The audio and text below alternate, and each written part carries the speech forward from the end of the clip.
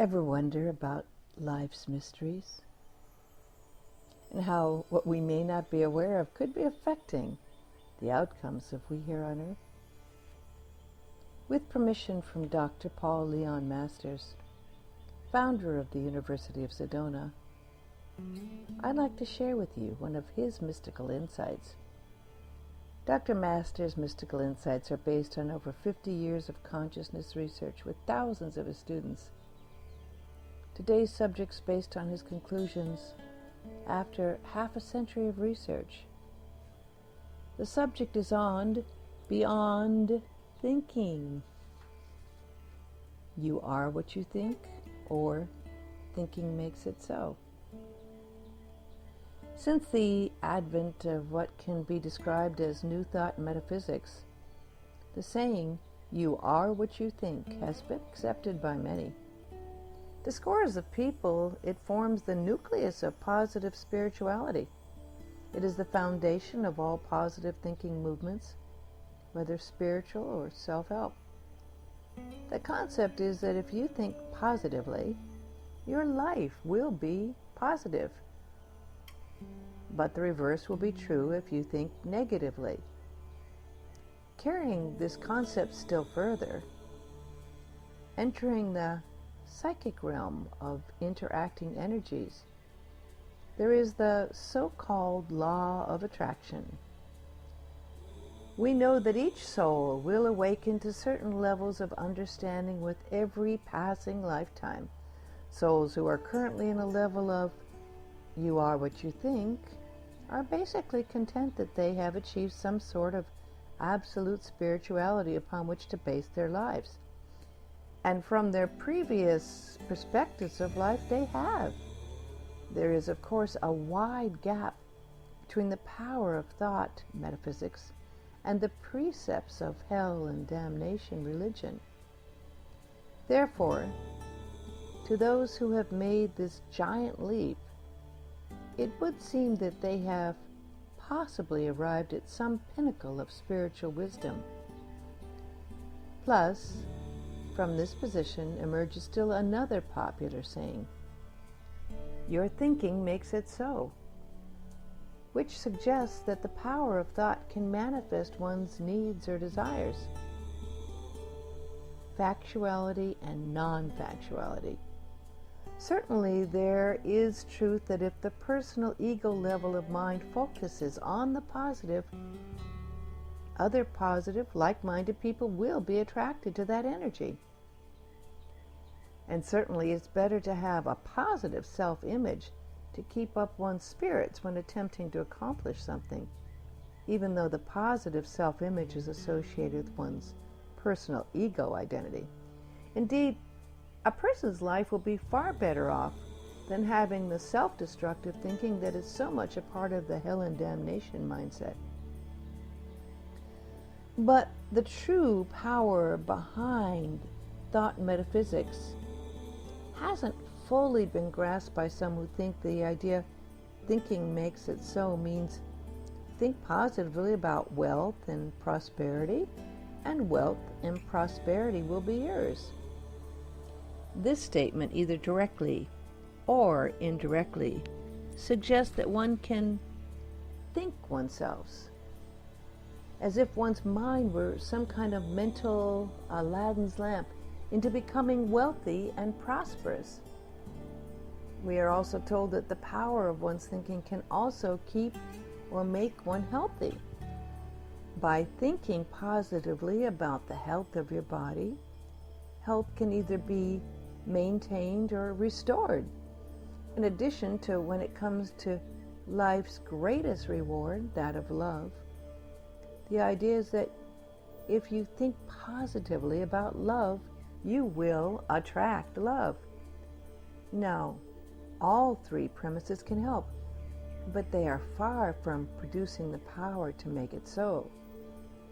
By thinking positively about wealth and prosperity, you maintain an attitude that serves you well when interacting with other people who could be key figures in having a better material prosperity.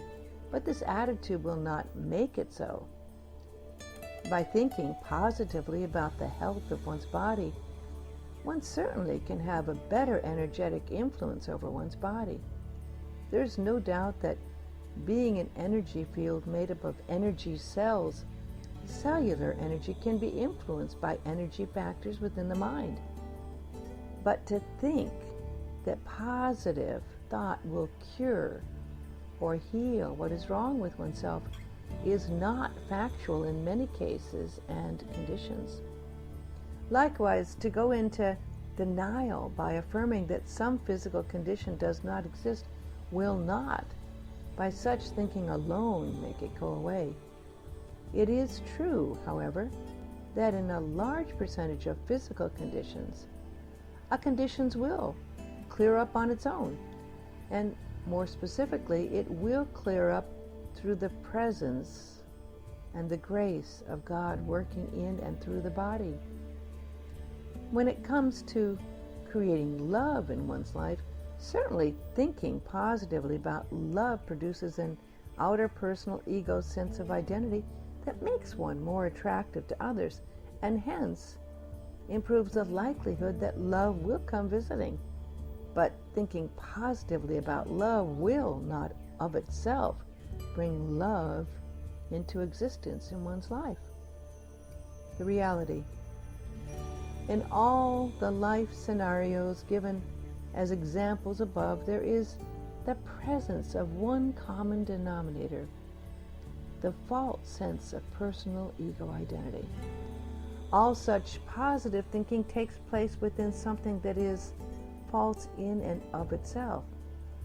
To generate any real power over anything in one's life that emerges from an illusion is, of itself, an illusion.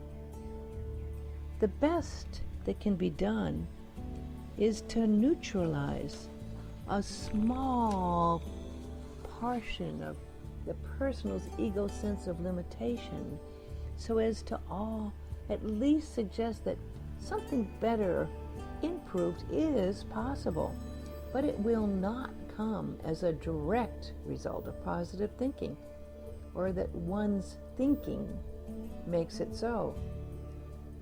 So what is the reality? The reality is that only God can make anything so. It is only by the grace of universal power presence that one is prosperous, is healthy or healed, that one has love or anything in life that can be described as a blessing. The power of universal God presence is beyond human thinking. It is beyond reason, analysis, logic, and all the other toys found in the toy box of the false sense of personal ego identity. If universal God presence is the real power behind all improvement and betterment, both individually and collectively, how do we bring this power for good into our lives? Think less and be more. How? Think less every day. Cut down on the amount of so-called time spent on analyzing and picking away at every little detail of your life and the lives of others. If you haven't already, learn to shut down your thought process through meditation.